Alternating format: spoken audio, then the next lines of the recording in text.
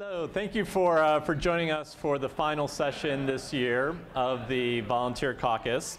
I'm Michael Peters. I'm a Vice President of the Alumni Board of Governors, and this year have the pleasure of chairing the Volunteer Development Committee under which the caucus falls. I'd like to just very quickly, before I introduce our speaker and our keynote, to thank the staff who's done a fantastic job today. So I think we'd like to all give them a round of applause. And then in particular, Max Leichman and Amy Gardner, who are up front, who have helped us plan this event for the Alumni Board. So on that note, we've heard from the President yesterday, so hopefully many of you were able to join us downtown. We've had the opportunity to attend the sessions and roundtables today. And as an end to this year's event, we'd like to welcome the Provost of the University, Thomas Rosenbaum. We thank him for joining us today as the Provost, but also because as the parent of 2 current students, we're sure he's quite busy with family weekend activities. So with that, I give you the Provost. Thank you. Thank you very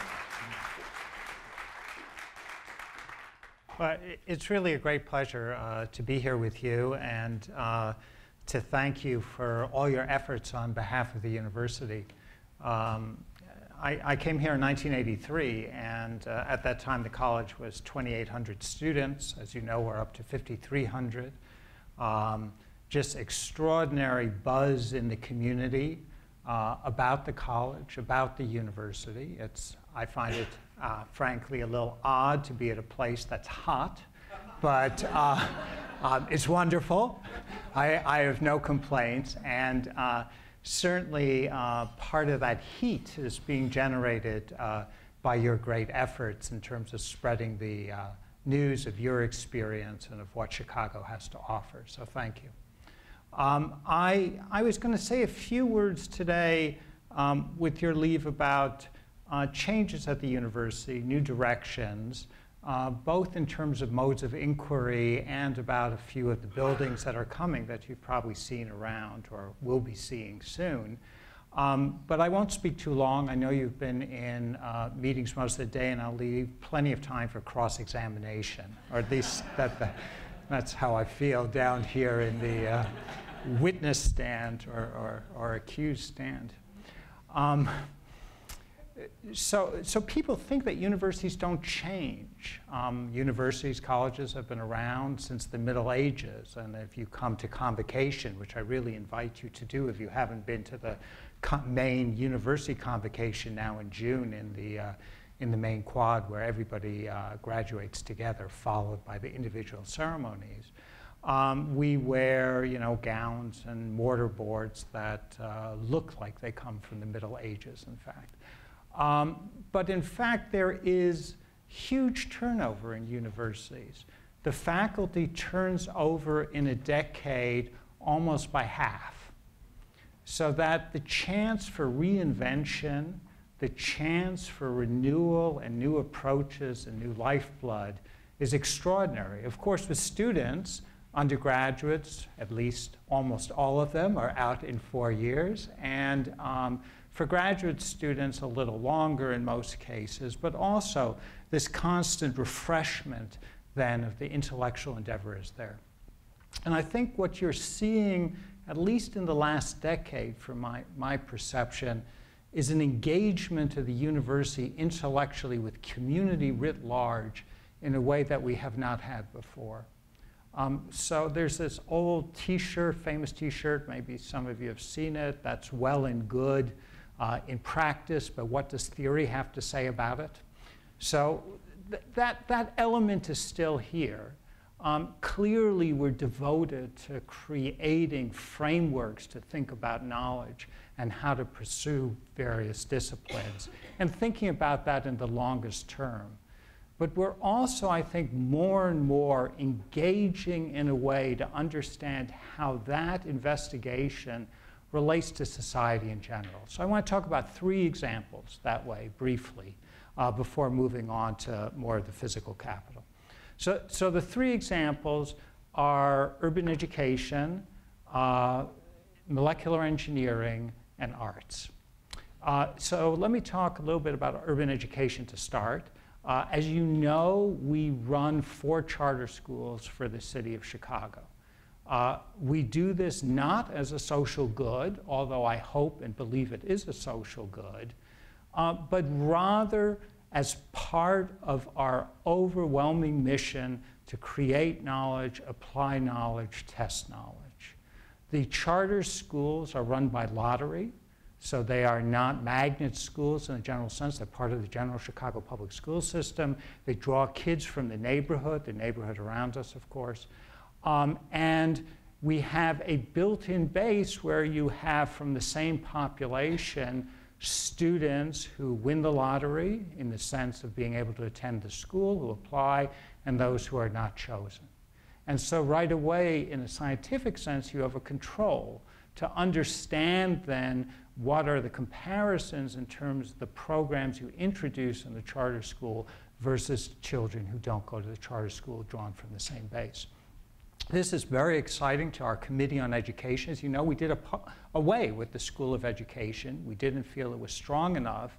But instead of throwing in the towel and saying we're getting out of the education business, which would be rather strange given that many of the primary development started with John Dewey on this campus, we thought of ways to reinvent this study. So we have an interdisciplinary committee from human behavior, human development, psychology, economics, anthropology, sociology, statistics, across the spectrum of faculty members who are interested in this problem and want to work on it, and in particular use some of the data that comes out of these schools.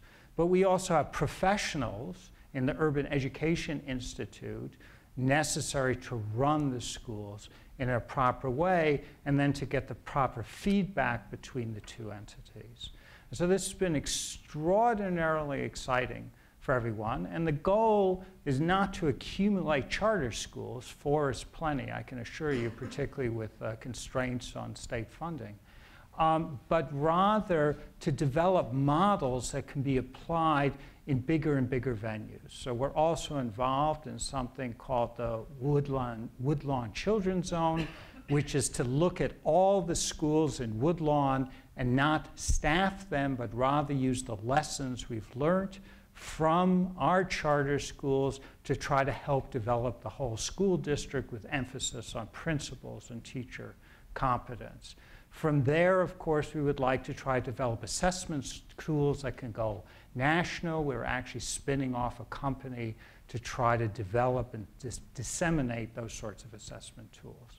And so this sort of engagement then informs the theoretical developments in the field and hopefully makes an impact that's larger because of the combination of the theory and the practice. So that's example one. Second example I want to talk about is molecular engineering. The university, as you know, has eschewed investment in engineering since its start, almost 120 years ago. But it really doesn't seem practical to be leaders in basic science without a sensibility about how you apply the fruits of that labor, those discoveries, to solve big problems. And to that end, we've launched a modest effort in molecular engineering, modest in that it will encompass about 24 faculty members hired within the next decade, but modest in that it's not a full school of engineering. And really what we did is we could step back and ask, if you're not hidebound by the traditional structures of engineering, and you're just going to start, which is the case we're in, and I don't want to oversell this as a positive of not having any engineering infrastructure, but it does provide an opportunity to ask how in the 21st century would you think about engineering, particularly in an institution which has particular strengths in the basic sciences, physics, chemistry, and biology. And to that end, we're bringing together people who think about molecules, who think about not only what is the basic science of molecules, but then when you put them together, what kind of devices do you create? What kind of biomedical devices can you make to help human beings in terms of health? What kind of energy implications, whether it be solar cells or catalysis or something like that. So it's really a combination, if you will, of the traditional fields of material science and engineering, biological engineering and chemical engineering, in ways we hope that will leverage the strengths we have on campus and push out. But most importantly, let us recruit incredibly impressive people who will help set the directions in this way. And we've already hired a director, Matt Terrell from Berkeley, who is a former dean of engineering at Santa Barbara, member of the National Academy, and just a dynamic personality. So you'll be hearing more about this, I hope, in the next few years. The last example I want to talk about in terms of this evolution with regard to the arts, and if you've looked across the Midway, well, we are across the Midway, forgive me. My offices are on the other side, both physics and administrative. But if you look west on the Midway, you'll see the tower rising up from the Logan Arts Center. And part of the motivation for the Logan Arts Center was, of course, that even beyond the departments that are affected and will be mixed in great ways in this new center, you know, undergraduates who are not necessarily music majors or art majors and so on and so forth, a lot of them will not come to a place, and rightly so, without opportunities in the visual or performing arts. And so this is a way to make sure that we serve the full needs of our student body. But I think even more exciting, or at least for me in an intellectual sense, is being able to pose the question of what does it mean to have performing artists embedded in the traditional modes of inquiry associated with art history and music theory and so on and so forth.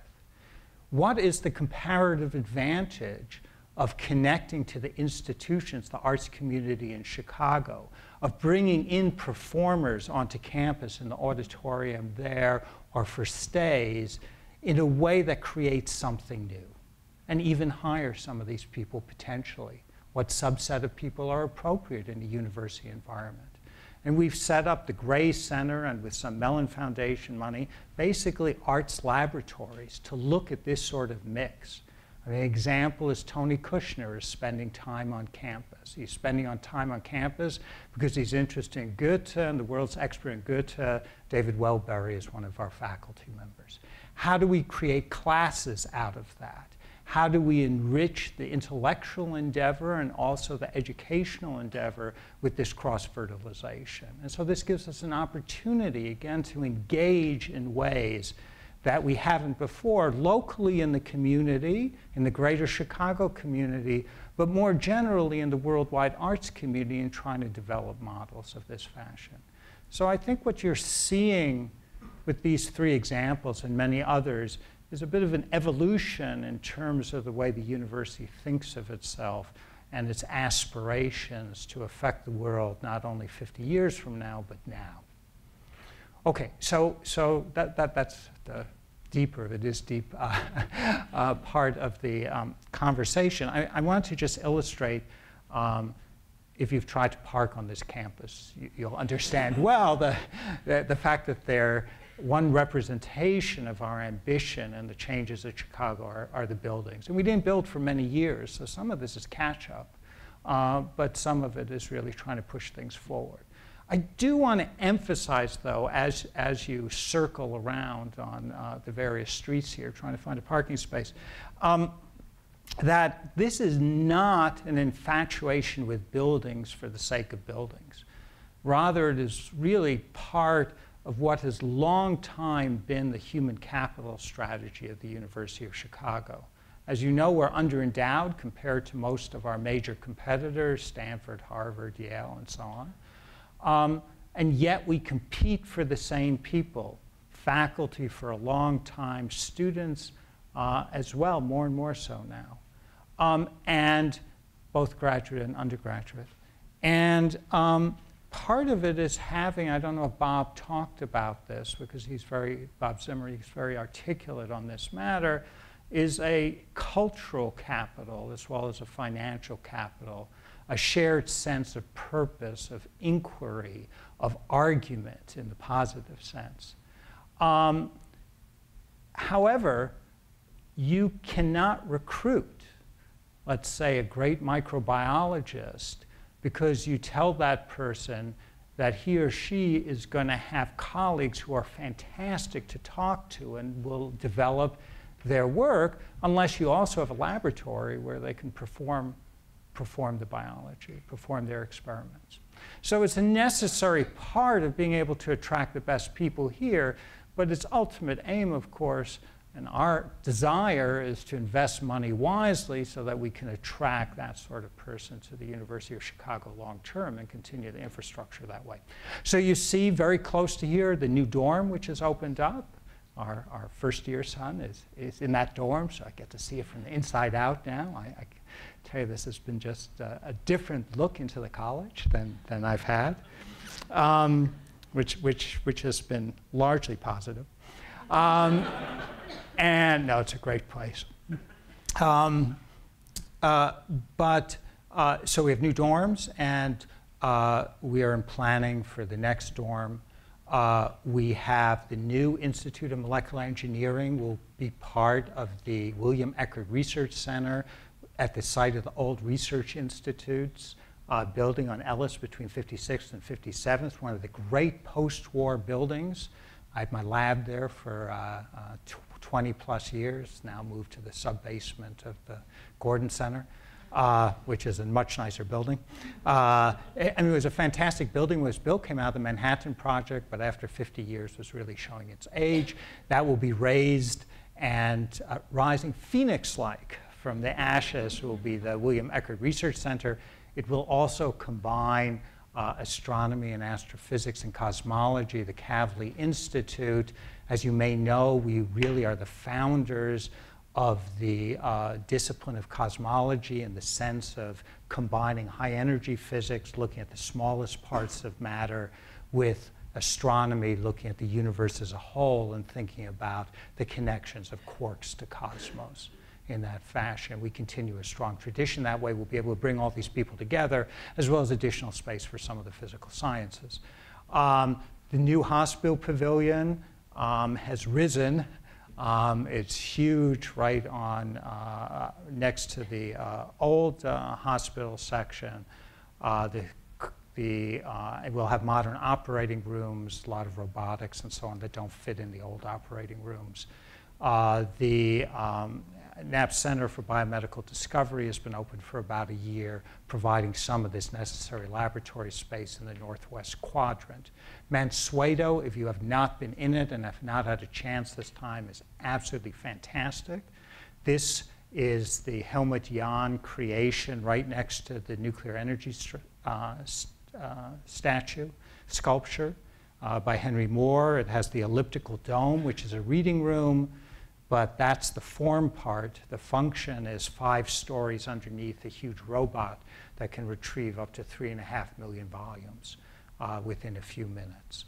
And we really took a different path than a lot of our peers by deciding to build a major major library in the middle of campus while most of our peers are shipping books off-site.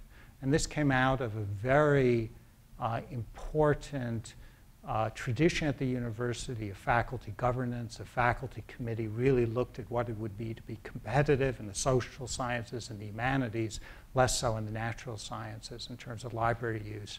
And for that research endeavor found that the accessibility of monographs was still important, at least for the next decade. But you know, in very true University of Chicago tradition, undergraduates are lined up at 8 in the morning to get a seat in the reading room.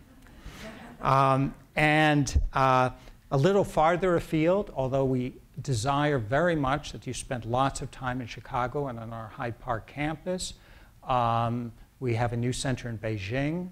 Again, a little different than the model of our peers in the sense of being a university-wide research platform without affiliation with a particular university The model there is not so much to get East Asian experts to go to China, they go anyway, but to have the work of other scholars whose main interests are not China, but can be informed by comparison to the great social experiments going on in China, to have a place to do that in an easy way, as well as our platform for our Civilization Abroad program, which has been so popular and I think impactful with undergraduates. We're working now on a possibility of a center in Delhi, again coming out of a faculty committee. So that's just a snapshot, I think, of some things coming up and going down across the campus. I think there's a huge sense of momentum, and I thank you very much for all your efforts to keep that momentum moving at the maximum pace. And with that, let me take your questions. Yes? Well, that's a great portrait for us of what's bright, shiny, and new, and things that will be very obvious to the naked eye for all of us. But how about some of the more established departments? Can you update us on interesting developments in the conventional areas of Sure. English, physics, anything, economics? See, as a physicist, I never think of physics as conventional, but that's okay. I know, I'm joking completely. Oh, that's great. That's good. I didn't drive you out of the field. I'm glad to see that. So one characteristic, which is a general statement, and then I'll get more specific, is that the faculty count in terms of tenure and tenure-track faculty, not counting clinical faculty, at the University of Chicago has been constant since the late 1960s.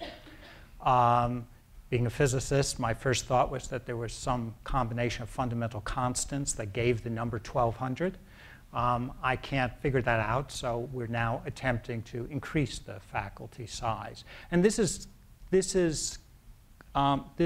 stasis has occurred, I mean, there are fluctuations up and down, against the backdrop, of course, of a rapidly expanding college and increasing graduate student population. So there's real need that way, I think. That has allowed us to target a number of the mainline departments, and disciplines here will remain the backbone of the strength of the university. There's no question. As strong as we are in multidisciplinary work, it works at the University of Chicago. It succeeds at the University of Chicago because of our attention to quality in the disciplines. So geophysics has hired 5 or 6 new faculty members under this initiative, and really, young people, has really catapulted fantastic sense their philosophy similarly. Physics department, since you asked about that, I have a challenge out to them to basically to hire a set of senior theorists. That's their idea. I mean, I'm responsive to the directions departments want to go, even as a physicist by training. But the question is, you know, physics has been a top 6 or 7 department for the last 15 years. How do we get into the top 5? And the question was, well, and the conclusion was it was really a set of 3 or 4 high-level appointments of people in their 40s or so, roughly, would be the area where we don't have as much strength as we'd like to see. So that we've done that way. Harris School has an urban policy initiative that's now starting to try, as part of the faculty expansion, trying to bring together historians, sociologists, economists interested in urban problems, but with a public policy perspective. If you have any other favorites, I can address them. But this is pretty widespread effort across the university, and I think there's a tension between wanting to define new areas, like energy. We have an energy institute as part of the Harris School, and taking funds or resources and making sure that the major mainline disciplines stay strong. And that tension plays itself out, but I can assure you that we're completely convinced that without the disciplinary strength, that we don't have a chance of being impactful in the cross-disciplinary initiatives. It's a very good point. Yes? I have 2 very divergent questions. One is around the urban education initiative that you mentioned. Yes. I'm trying to understand the role of the university in that. Is obviously there's a short-term tactical role of running charter schools, but is there a plan to observe student behavior in terms of educating teachers over time? I mean, what is the... Yeah, it's a whole group of efforts like that. So we have the Committee on Education, which is faculty. So we have the Urban Education Institute. Under the Urban Education Institute is the leadership of the charter schools, also the Chicago Consortium for School Research, which is collects for 20 years data from the Chicago Public Schools. You may have read about it if you're in the Chicago area. Arne Duncan connected with that very strongly when he was head of the Chicago Public Schools to look, in a rigorous way about what's working and what's not working. We try some experiments in our charter schools in ways to see if they affect what the data indicates in that fashion. And we have the Urban Teacher Education Program, which trains teachers who then work get their teaching experience in our charter schools, both our undergraduates, it's a master's program, and undergraduates / masters is a 2-year program, senior and master's generally, from outside. We have a special adjunct to that program now to teach science teachers in mathematics and biology because there's a particular need for that. Linked up to that is the Committee on Education. So that's these faculty members from across the university whose research then can be informed by the work in the charter schools. And then our undergraduate students are given opportunities, and a lot of them are interested, as you know, in outreach, to work in after-school clubs at the charter schools. Not so much teaching, that would be through UTEP. So perhaps that gives you a better sense of how it goes. And then the School Social Service Administration has historic interest in this area and works. And as Provost, I convene the heads of those various entities, and we meet once a month to make sure that everybody knows what everybody else is doing. So I get just a follow on to that, and I yes. guess that was really helpful, thank you. Say the state of Arkansas, and I'm just using that as an example, wants to increase the quality of their student achievements. Is there a goal in the long term to create a model that we can send some of our... Yeah, I think there are insights. Yes, absolutely. That's exactly the idea. So one thing is that the relationship between school leadership and teachers has proved to be essential for success. So if you're going to focus limited funds in certain areas, getting the principals and the teachers lined up. And maybe that seems obvious, I don't know, but you see efforts all across the country directed in different ways to do it. Longer school days have been shown to be effective, at least within that, and Chicago itself has a problem in that fashion, as you know, and if you've been reading the local news, Rahm Emanuel's been very concerned. Yes, so it's exactly things like that that we would like to distill the most salient issues to most effectively reform education. Yes? Can you speak a little more to the university's efforts in terms of development and outreach within our community? Yeah, absolutely. So part of it has been through education. That's been one which I talked about in detail. We've also launched a business diversity effort. So we're building a lot of stuff, right? So that's a way to generate construction jobs, and most places stop there. We've been trying to now understand how can we connect to community businesses and leaders across the spectrum of professional activities. So for example, we do a lot of stuff in investments. So can we then engage firms that way? We do stuff in all kinds of business operations. So we have a major effort that way, which has involved a lot of community leaders. We have bought some land in Washington Park, which is, of course, the part if you come off the Dan Ryan down 55th to the university. That's a part of the city that has suffered considerably.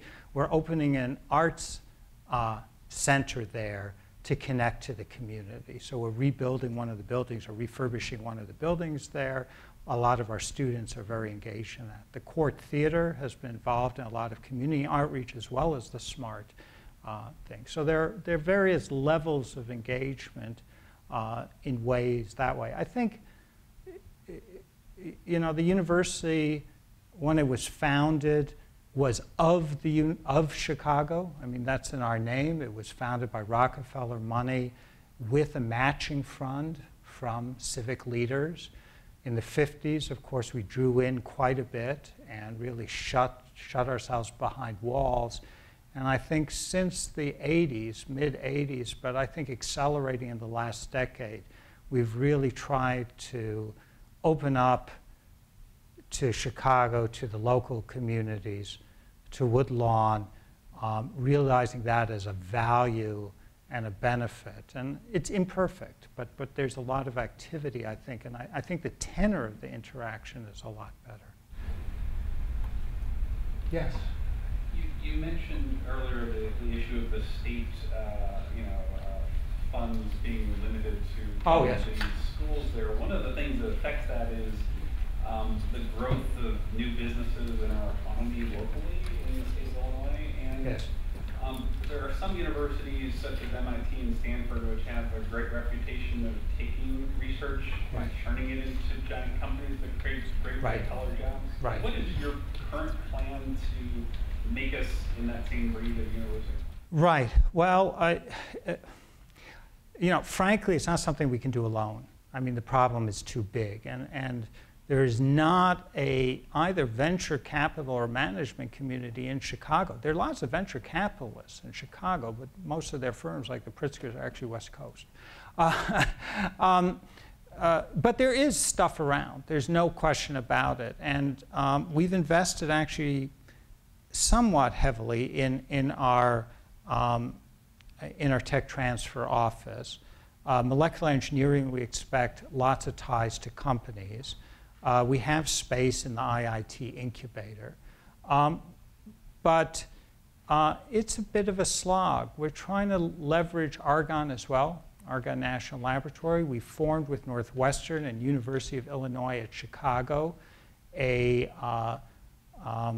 both efforts to contact venture capitalists and to get entrepreneurs who are interested or alumni to guide our scientists. It's mostly biologists where the big money is, but some since we don't have engineering yet, to provide advice for those individuals who want to spin off companies. And the idea there being that if it's not even if it's not a University of Chicago alum, but a Northwestern alum, that's still accessible, so you get the match appropriately.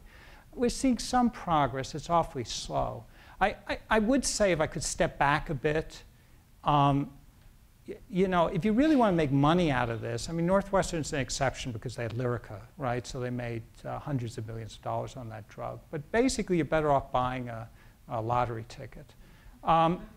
Seriously, I mean, if you look across all universities and their efforts. So it's not a money-making proposition, but it is extraordinarily important in the impact you can have in community, number one. And number two, just in recruiting and retaining faculty, because a lot of faculty will not come unless they have that opportunity. And it's field specific, but particularly in the biological sciences, if you want to have impact, and we're in the business of disseminating knowledge. If you create a drug and you just publish it in a journal, it doesn't go anywhere.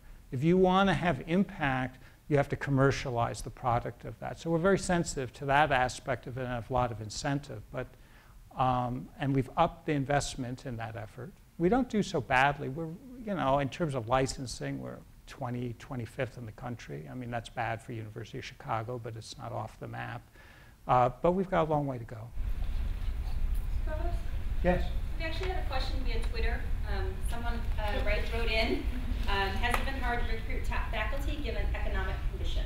Actually, we made the decision with the backing of the trustees, and this took a lot of back and forth, but who have been extraordinarily supportive to steward our resources appropriately, but at the same time to recognize that at a time of economic downturn, there were incredible hiring opportunities.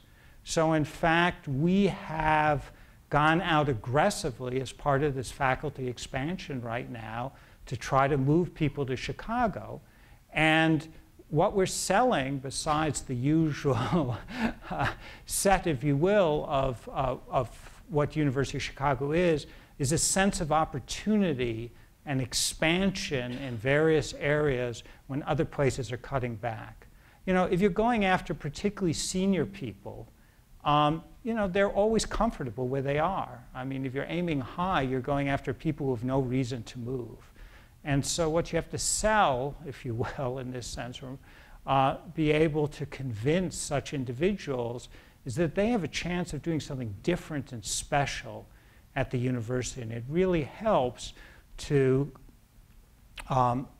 make sure that you understand as an institution where you want to go. And we've been able to do that, and I think come out of this, I hope come out of this economic downturn.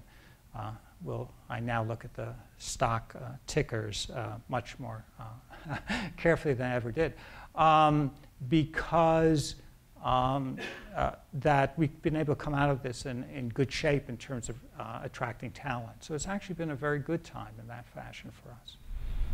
Yeah? Back to the charter schools? Yes. Could I ask, how many students are we talking about with the 4 schools? Did they all start at the same time? No, we run high school, and we run some K through 8s and some just K through 4s. So it's a spectrum. We started the high school, was the last one with Lone High School. And it's more than 1,000 students, but I don't know how many, and I apologize. I should. Yeah, that's the good thing. There are always people who know more than you do at this institution. That's a good thing. Yes? I think before 2003 or something, the university had a Department of Education. There was a lab school, and it was gone there. Any kind of... Lab school's still here. We're building a new building. I should have mentioned that for that. There was a Department of Education. Yes, we did away with the Department of Education. Plans to reestablish it, given the plans for the community? No? Well, we have a different model now. So instead of a Department of Education, we have a Committee on Education where, again, people are in various disciplines but come together with this interest. So you don't get a degree in education, but you can get a degree in psychology with a specialization in education, and so on and so forth. And we found that combined with the charter schools, this is far more dynamic and effective in terms of developing educational models and teaching and doing research in that fashion. So that's been the way. And if you want to be a teacher, we have the Urban Teacher Education Program as well in those schools. The lab school is not a lab anymore, no? Well, the lab school is not an experimental school in that way, which was its genesis. It hasn't been for many years. It's still an extraordinarily important part of the university community, and we invest heavily in it. A lot of faculty and staff, children go to the lab school, but not exclusively. I mean, that would be a really odd environment. There are students from all over the city, and it's also, for the African American middle class, been a very important place in terms of education and development, and has played a large role in the Chicago area, that fashion. So that's still an important part, but it's not an experiment in terms of educational practice. It's probably too well established right now. So where those experiments are going to stage now? If there are some ideas about education, are they be at charter schools? Well, it depends what level. I mean, more so in the charter schools. There are also individual efforts. We have a couple of economists who are running an experiment, in quotes, funded by some foundations, out in suburban schools where they incentivize students with monetary payouts, very economics oriented, to see if performance increases, Steve Levitt and John List. So there are things, individual research efforts that way, but I mean, one has to be careful with the term experiments. I mean, these are experiments in some sense, but if you choose to run a charter school, you're making a commitment for 30 years or something, so you're not just fluctuating in and out. So yeah, there are experiments in trying to, driven by data, determine the most effective ways to educate students, but it's more than an experiment. It's a commitment to the institution, which then hooks in, to your point about the School of Education, to an academic enterprise. At least that's our model. Yes? Why did the university change from the Department of Education to whatever? The Committee on Education, the feeling was that the research, I mean, this is before my time, but that the research coming out of the Department of Education was substandard compared to the standards of the university. So it was shut. That was not true during its whole history, but at the end, the feeling was it was no longer dynamic and innovative and attracting the people it needed to attract, and we came up with a different model, which is not to say that there weren't excellent people in it. There always are, but as an entity. And in fact, if you go and talk to departments of education across the country, the feeling is that there is some staleness in that fashion. Stanford has changed its model as well. There are a number of other places that have changed their models. Michigan now looks quite different as well. So it's not long, but you know, part of it also is at U of C we tend to want to do things differently. But it was a quality issue, fundamentally. Yes? With the increasing class size, which in many ways I know brings greater talent pool, more energy, and a lot of good to campus, one of the hallmarks of my U of C education was an intimate classroom setting and direct access to some of the greatest minds in my field. Are we still able to provide our undergraduates with that sort of connection? Yes, but sorry to interrupt. You're absolutely right. No, this is a huge concern. The answer is yes, but one of the motivations to expand the faculty is to make sure that we continue to deliver that experience in the proper way. Proper being what we feel is the most effective way for education. So if you look in U.S. News and World Report, I mean, you know, you can argue whether that's a good rating or not. The criteria they impose are not bad. How they mix them are, you know, you can argue about. But one of them is numbers of classes below 20. Class size below 20. We're very high on that. And we're committed to that. Part of it is through the hiring of the Harper Schmidt Fellows, which are junior faculty but not tenure track, and they teach more. So, you know, that's a bit of a departure from where we were. Extraordinary teachers, they do some research. Their placement after this program is really good, so it's not like adjuncts, and they're limited to 4 years. But again, so that's a little change from perhaps when you look too young to have been that far along, behind. But that part of it is one way to deal with it. And we probably have more bigger lecture courses at the beginning than would be optimal, and I hope some of that will be redressed in terms of the expansion of the faculty. I mean, one thing to say is that we did not start the expansion of the college until we did two things. One is to make sure we could put in infrastructure to protect what we thought was the essence, and this is under Hugo Sonnenschein, of course.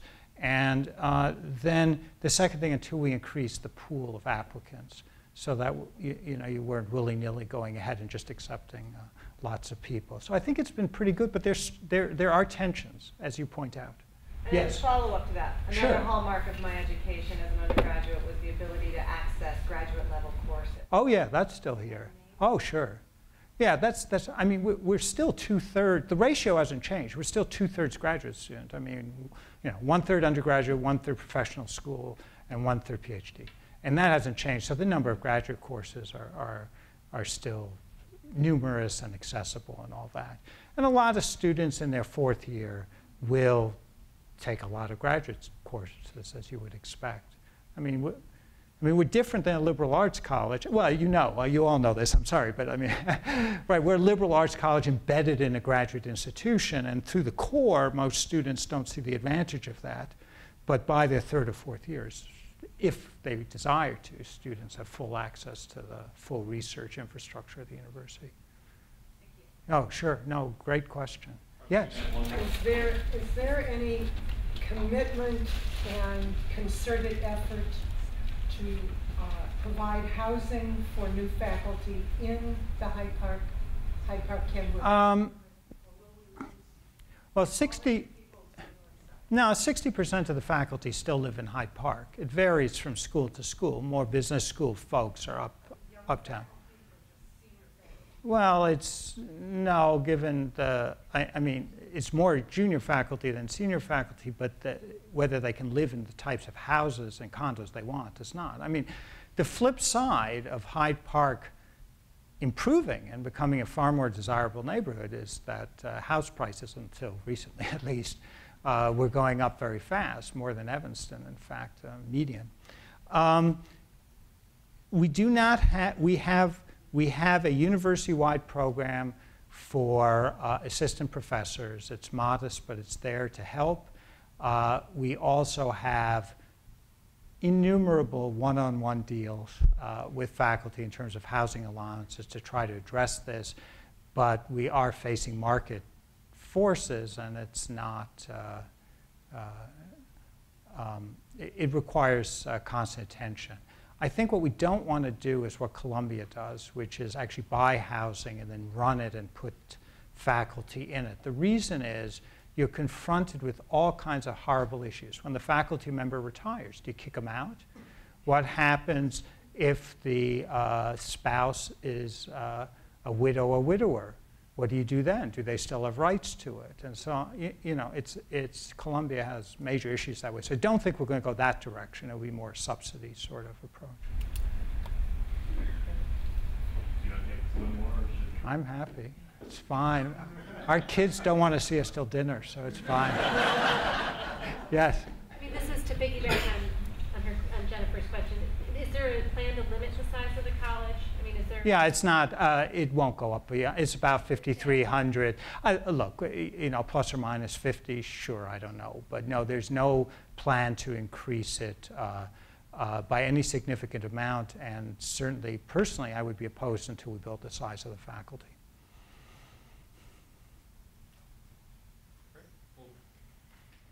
Okay. Thanks.